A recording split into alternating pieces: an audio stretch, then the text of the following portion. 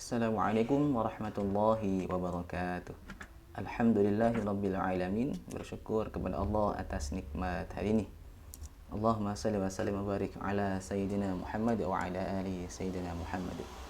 Oke, teman-teman, kembali lagi bersama saya di Syuhada Channel. Kali ini ada unit Redmi Note Redmi Note 4X ya. Ini kondisi minta ganti LCD. Nah, untuk kondisi ini ternyata masih original ya, belum pernah dibongkar. Ya, tadi baterainya masih ada lem bawaan yang harusnya bisa kita tarik, cuman tadi putus.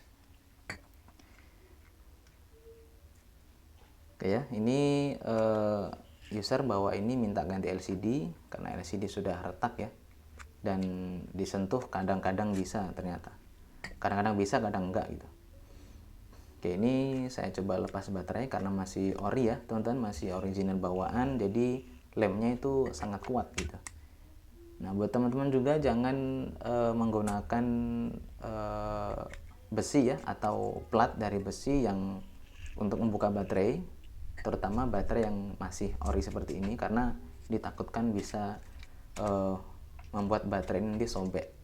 Nah, kalau sudah sobek nanti ya menjadi rusak baterainya kan, mungkin keluar bau litium dan sebagainya. Jadi lebih aman gunakan plastik mika seperti ini yang tebal. Lalu sedikit-sedikit tambahkan thinner ya, kontak cleaner atau pertalite bisa, atau minyak kayu putih juga bisa yang murah. Oke ya, ini kelihatan bagian frame tidak ada double tip. Oke, ini saya akan copot dulu bagian LCD ya. Jadi LCD-nya di Redmi Note 4X ini ya teman-teman ada dua fleksibel. Ya, ada dua fleksibel, yaitu di bagian bawah tadi dan juga di bagian kiri atas. Jadi ini akan saya lepas untuk LCD-nya. Ini karena masih ori, jadi HP ini belum pernah dibongkar ya. Jadi benar-benar masih kuat lem pabriknya, termasuk LCD ini. Nah, untuk settingan blower tadi, untuk memanaskan lem itu saya gunakan panasnya 100 seperti biasa. Anginnya saya gunakan 5-6. Bisa dibilang 5,5 lah. Ya, jadi settingan pengering rambut hair dryer gitu. Jadi nggak panas banget. Ya, ini kelihatan ya masih sulit.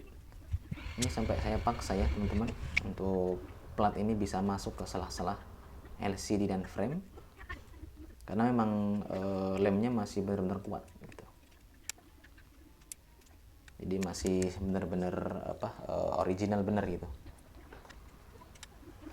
Nah, ini saya paksa untuk memasukkan plat ini sembari saya tambahkan sedikit demi sedikit untuk cairan kontak cleaner ya, supaya lemnya bisa lunak.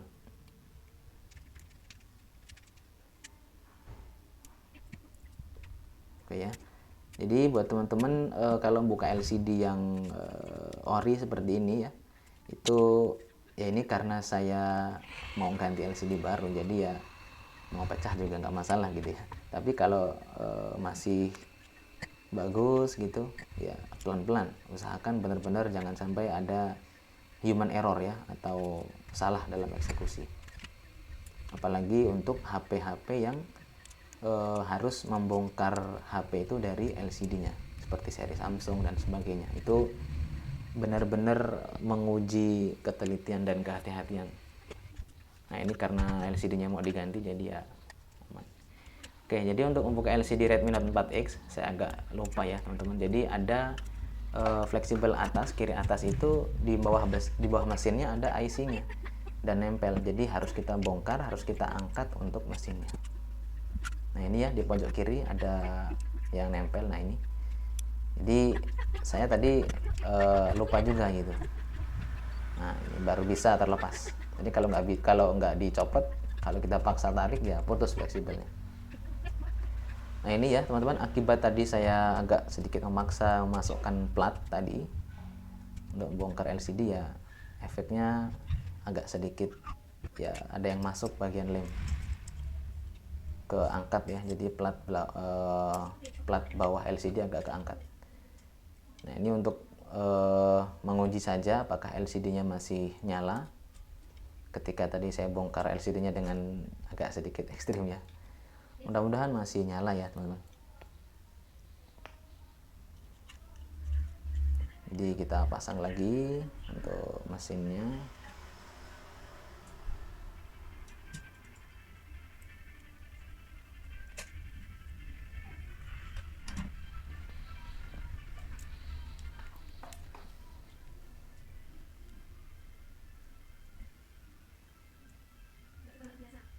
Nah ini sudah saya pasang lagi. Oke. Ini saya tes ya. Mudah-mudahan masih nyala. Bismillahirrahmanirrahim. Oke, alhamdulillah nyala ya. Jadi buat teman-teman yang mau masang LCD Redmi Note 4X atau Redmi Note 4, perhatikan ya teman-teman. Dia pakai chipset apa? Snapdragon atau yang MediaTek. Kalau yang versi Snapdragon itu sama seperti Redmi Note 4X yang saya garap ini. Ya, jadi fleksibelnya ada dua. Jadi di bagian bawah satu sama di kiri atas satu. Nah, itu yang versi Snapdragon. Itu harus teman-teman perhatikan. Nah, kalau yang versi MediaTek itu fleksibelnya bukan di atas, tapi bagian touchscreen-nya itu konektornya ada atau fleksibelnya ada di bawah. Jadi di mesin bawah dia. Jatuhnya di mesin bawah. Nah, itu juga teman-teman perlu perhatikan. Kalau pakai MediaTek berarti pakai yang cari LCD yang fleksibelnya di bawah gitu. Pasti toko spare juga paham. Yang bawah apa atas TS-nya gitu. Nah, ini juga ternyata tombolnya agak sedikit susah ya teman-teman. Oke. Jadi tombolnya agak sedikit susah. Kurang responsif begitu. Ini mungkin ya kendala apa ya, mungkin pernah masuk air ya, bisa kelihatan ya di bagian mesin tuh ada kertas indikator bulat di samping lubang headset itu warnanya sudah merah, dan ini menandakan kalau HP ini mungkin pernah masuk air atau kecipratan air gitu, kena air hujan mungkin. Nah, bisa jadi mungkin di bagian tombol sudah kotor dan mungkin ada korosi, jadi agak kurang responsif. Oke, untuk LCD ini masih bisa nyala, tapi karena kita mau ganti ya, jadi ya ini nggak kepake lagi. Nah, untuk merek LCD ini saya sudah carikan ya teman-teman. Nggak tahu nih merek apa, angka 8 pokoknya. Menurut teman-teman apakah ini worth it atau gimana? Silahkan komen di kolom komentar ya. Oke, ini sama ya, fleksibelnya ada di kiri atas. Nah, ini yang saya bilang. Jadi ketika membeli ini juga kita sampaikan LCD Redmi Note 4 yang fleksibel TS-nya di kiri atas, min atau ohm dan sebagainya lah. Tanya di toko spare part, itu pasti paham. Jadi nggak asal beli ya teman-teman, takutnya salah. Kalau sudah salah beli nanti kan ya kalau tokonya mau di retur gitu, kalau nggak mau kan susah. Oke, ini fleksibelnya di atas ya, di kiri atas untuk fleksibel touchscreen. Oke, kita akan tes ya LCD barunya, mudah-mudahan normal dan bagus ya.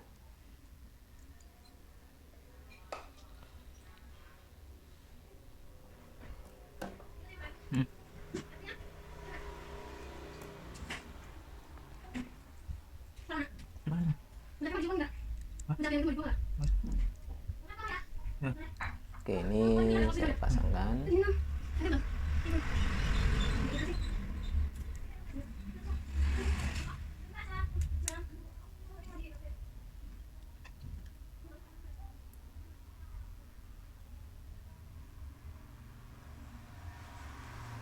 Oke, saya coba. Alhamdulillah ya, nyala, keluar lampu Mi.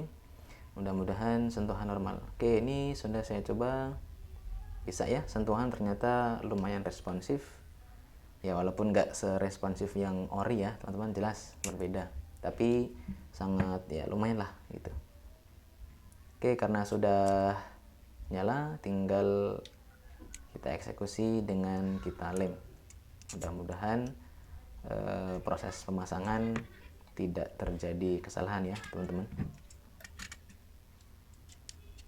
Ya intinya ketika kita memasang LCD ya teman-teman, itu perhatikan untuk lem yang kita pasang ke framenya, yang kita tempelkan itu jangan terlalu banyak, yang sedang. Kemudian untuk penahanan si LCD-nya ya jangan terlalu kenceng, karena kalau kekencengan juga terkadang ada LCD yang ketekan itu langsung error gitu, ngeblank, bergaris, pecah dan sebagainya. Ini saya pasangkan lem. Untuk lemnya bisa gunakan T7000, E7000, B7000, banyak ya teman-teman. Yang penting fungsinya untuk menempelkan LCD. Ini saya gunakan lem yang warna hitam, karena warna hitam ini sedikit lebih cepat untuk proses pengeringan ya teman-teman. Dan sepertinya sih ya, kalau kekuatannya saya nggak begitu paham, yang jelas cepat kering gitu, jadi lebih cepat ditempelkan. Kurang lebih ya setengah jam itu sudah kering dan sudah bisa dipakai. Ini sudah saya tempelkan ya, dan ini juga lumayan presisi ya teman-teman ya, untuk merek apa ini nggak tahu, angka 8. Ini lumayan presisi dan masuk ke framenya, karena tidak jarang juga ya teman-teman apa ya, LCD itu walaupun agak lebih mahal atau dan sebagainya, itu ada yang nggak pas di frame gitu, kadang masih ada menonjol gitu. Nah ini alhamdulillah ini presisi ya, cuman karena bezelnya sudah agak rusak ya teman-teman, karena user juga nggak minta untuk diganti bagian frame, jadi ini agak sedikit ada celah antara LCD dan frame. Nah, ini untuk ngakalin itu saya tambahkan lem dari luar untuk menutup celah antara LCD dan juga framenya. Mudah-mudahan nggak masalah gitu. Karena memang nggak diganti ya. Kalau diganti kan pasti presisi. Jadi mudah-mudahan ini bisa normal dan nggak jadi masalah. Karena kalau lem ya teman-teman, lem LCD itu masuk ke celah LCD itu bisa mati LCD-nya, bisa ngeblank gitu. Itu pernah saya kejadian di HP Vivo Y12i.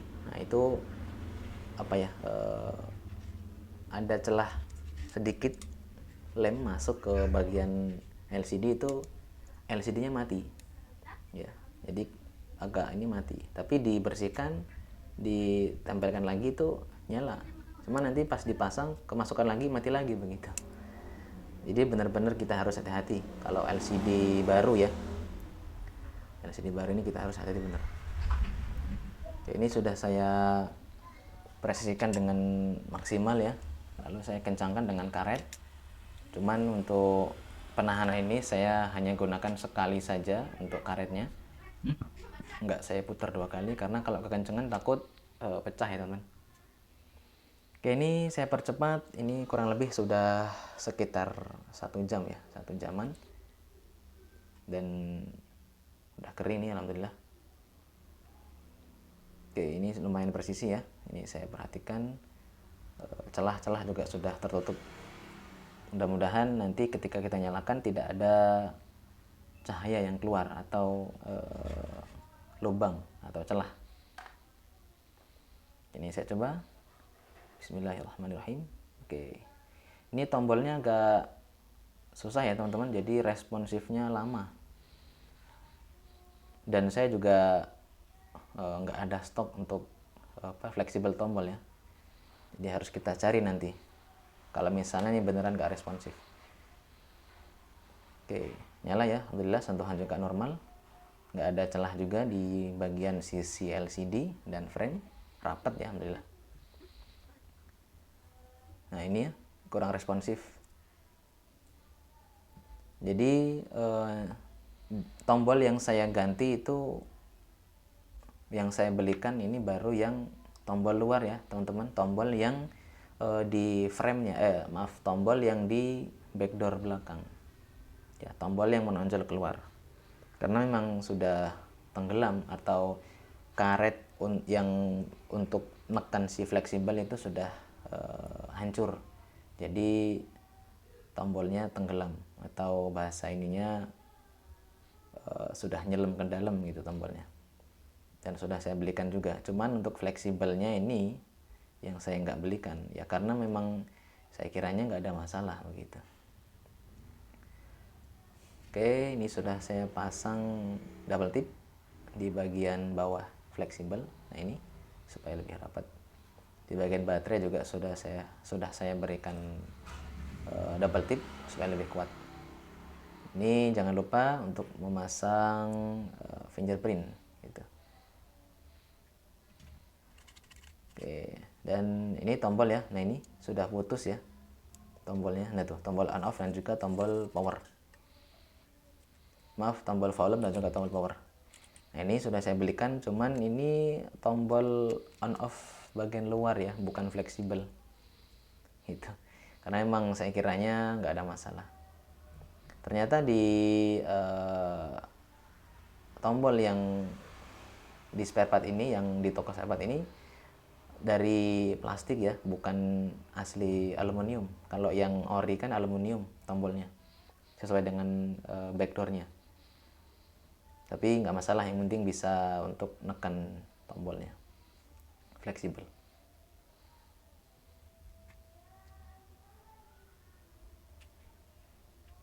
Oke, ini sudah saya pasang, mudah-mudahan tombolnya nggak masalah ya, fleksibel. Oke, waduh, ternyata bener ya, fleksibelnya ternyata bermasalah ya teman-teman. Ini yang kadang bikin dilema, sudah selesai begini, sudah mau finishing, ternyata masih ada yang ketinggalan. Ini rasanya kayak ya mengulang pekerjaan lah, bongkar HP lagi begitu. Oke, ini kayaknya fleksibel on off-nya bermasalah ya teman-teman. Tapi ini sudah nyala ya. Nah ini kurang responsif. Ini ya kurang responsif. Jadi nanti akan saya carikan fleksibel ya. Tapi ini sudah selesai, tinggal ya tinggal kita rapikan. Nah ini tombolnya nggak bisa ternyata. Nah, ditekan banget baru bisa. Ini kan bermasalah. Ini pasti dari fleksibelnya ya teman-teman ya. Karena tadi di awal nggak saya cek lebih dalam bagian tombolnya. Oke, yang jelas ini sudah bisa, tinggal nanti saya belikan lagi untuk fleksibelnya. Oke, sekian video dari saya teman-teman ya, mudah-mudahan bermanfaat. Oke, like jika suka video ini, dislike jika tidak suka. Assalamualaikum warahmatullahi wabarakatuh.